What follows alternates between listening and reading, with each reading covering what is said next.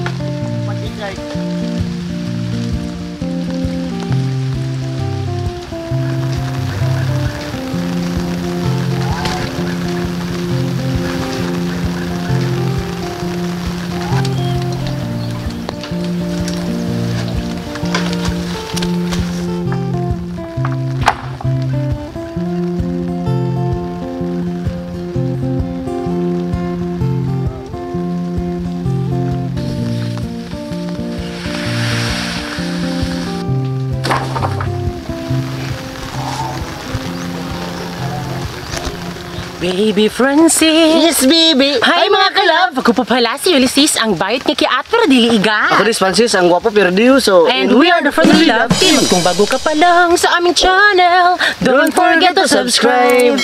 So, hello po mga kalab. Ayan, good morning. It's a rainy morning sa lahat. Ngayon na po kami magsisimula magbakod po ng bahay. So, pasensya kung medyo maulan talaga dito. Ngayon mga kalab ay meron na po kami na pagpili po ni Francis na pagbubukuran po ng bahay. Yung napansin niyo po sa mga vlog namin kung saan kami kumakain mga kalab nung una talaga. So, dito sa banda mga kalab, ito na po yung aming mga kahoy. So, yan po ay kinuha namin doon sa fish pond. So, sa mga hindi nakakakita kung paano siya kunin. So, sobrang hirap talaga. So, panoorin niyo po dyan sa YouTube channel namin. At dito namin na pagdesisyonan po ni Francis na magbukod po ng bahay sa bandang dito.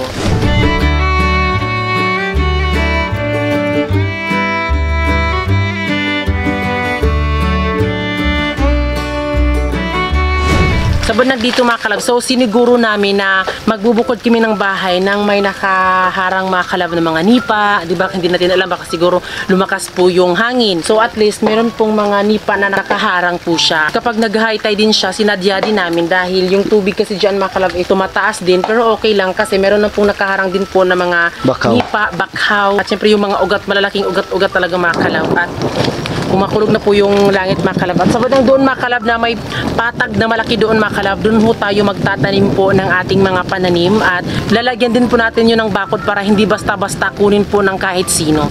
So ngayon mga kalab ay sisimulan na po ni Francis ang paggawa ng dito sa bahay natin mga kalab. Maliit na bahay lang man po mga kalab kasi bahay kubo lang naman para pagtambayan namin tuwing gabi.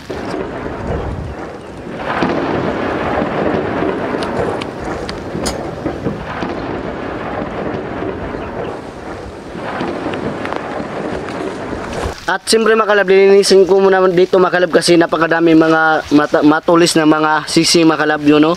Ito, ilalagay lang natin dito para safety tayo makalab.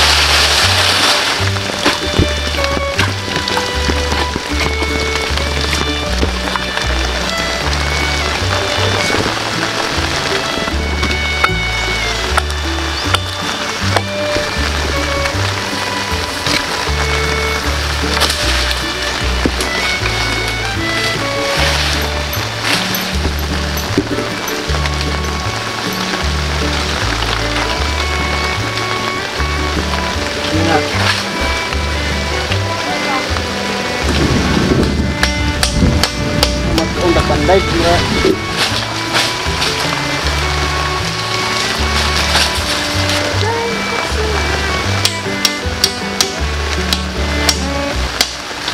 Isa. Isa. Ayun na, kalig ko na. Ito na matiwi. Ayan na, oh.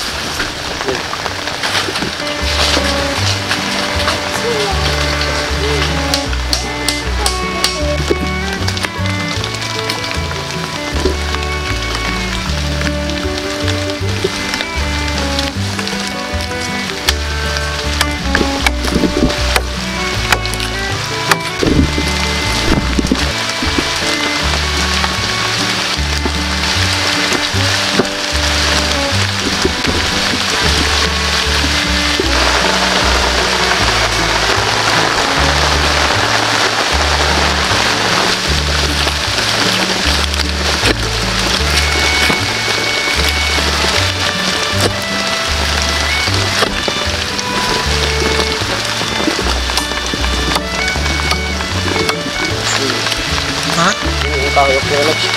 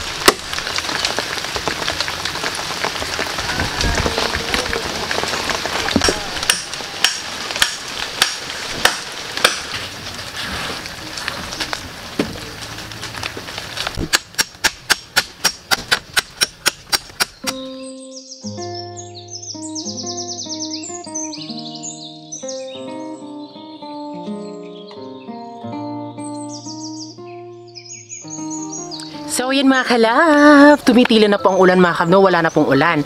At sa ngayon po, so nag-start po si Francis ay 7 AM. So ang oras po ngayon ay 10 AM, o diba? So hindi na tayo pwedeng kumuha ng kahit sino pa man, diba? Kasi marunong naman din po si Francis. At yun nga pag-usapan namin na what if magpaano tayo, ganyan-ganyan. So ano na lang ni Francis na siya na lang daw muna kasi marunong naman daw siyang gumawa ng bahay mga kalab. Sa ngayon mga kalab ay nailagay na po yung ating sahig talaga, pero sa isang araw hindi po ito matatapos mga kalab, no? Kasi hindi naman po robot si Francis. At siyempre mga kalab, dalagan ko din yung mga brace talaga para mas matibay. Baka na may magbas naman dyan na hindi ganyan maggawa ng bahay. Pero ito mga kalab, itatry ko lang mga kalab kasi feeling ko talaga na marunong talaga akong magawa, pero payag lang. At alam nyo ba mga kalab, kapag nagawa na po itong bahay na ito, i-update namin kayo kung siguro nahulog kami dyan sa may sa tubig. So yun mga kalab, nandito pala si Papa mga kalab kasi gusto siya makikita mga kalab kung paano daw gagawin gagawa ang bahay.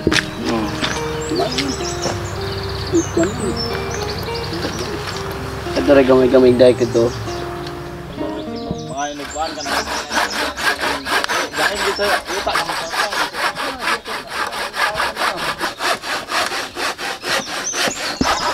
Ako pagod mo anak. Anak dito ako na. Layo to. So ngayon mga kalab ay tumitila na po ang ulan. O diba, lakas ng trip ng ulan na to. Kasi well, nag-vlog mga kalab, talagang ang hirap. Kasi umuulan tapos nag-vlog. Kaya ang pangit naman din naman kung hindi siya pwedeng ano no. Hala, tignan yung isda mga kalab. Oh. Tignan yung isda. Ayun o, bangus. Ayun na, wala na. Ang tagal ni Giselle magkapag ano.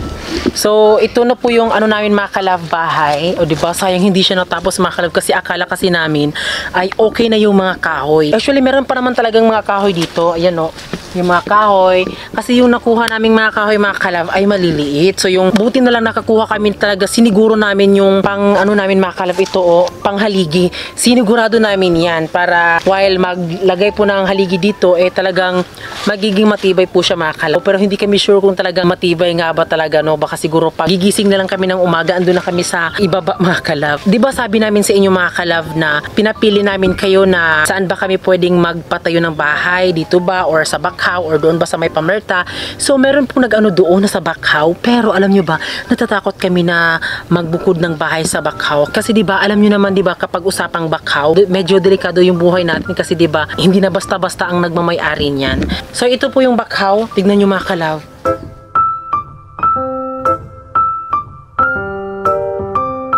Maganda talaga siya lagyan ng bahay kasi hindi siya agad na ano kapag may bagyo, 'di ba? Katulad lang din po siya ng bamboo tree, 'di ba? Kahit anumang unos ang dumating ay talagang nakatayo pa din sa kaniyang pinaglalagyan ang bamboo tree at bamboo four. So ito ay Bakhaw, o 'di ba? At alam niyo mga kalab, kung nagtataka kayo kung bakit maraming alimango dito kasi 'di ba, yung ilog kasi dito is nagmi-mix siya, matabang, maalat, nagmi-mix po yung tubig dito. Isa din po dito sa lugar namin na super blessed talaga kasi yung mga alimango dito nilikha ng Panginoon ay talagang dito talaga sa mga mangrove mga kalab, sa mga bakhawan talaga, sa mga putikan, ayan, sa malapit na dagat, sa mga baybayin, ganun. So, dyan po tumitira po yung mga alimango, diba? Kaya, huwag kayong magalit kung kinukuha namin yung mga similya kasi yan din po ang negosyo namin dito. Para din po silang mga normal na isda kasi kinukuha po yung mga isda para ibenta o diba? Parang ganun-ganun lang. Iba talaga yung hatak talaga ng pera sa ating mga tao talaga kasi 'di ba, nakakasad lang talaga 'di ba, kasi kukunin lahat ng mga nilikha ng Panginoon para lang sa pera. Pero no choice tayo kasi 'di ba, mahihirap tayo. Kaya yun po, yung mga similyang mga alimango mga kalab ay nilalagay talaga namin dito sa aming fish pond para makain nyo din yan. Uy, sabihin nyo hindi kumakain ng alimango, kumakain din kayo, no? Kaya sana maintindihan nyo po, ang gusto natin is mabuhay dito sa ating mundong ginagalawan ng hindi nagugutom, 'di ba? Okay na sa atin kahit sa isang araw makakain na tayo ng 3, okay lang kahit hindi masarap, basta swak sa ating tiyan na talagang lumaki yung ating tiyan mga kalab, no?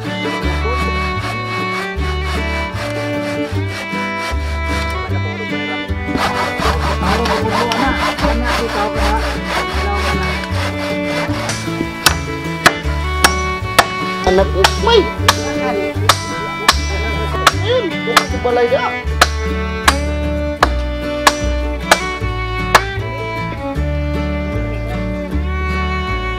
Bukdubik.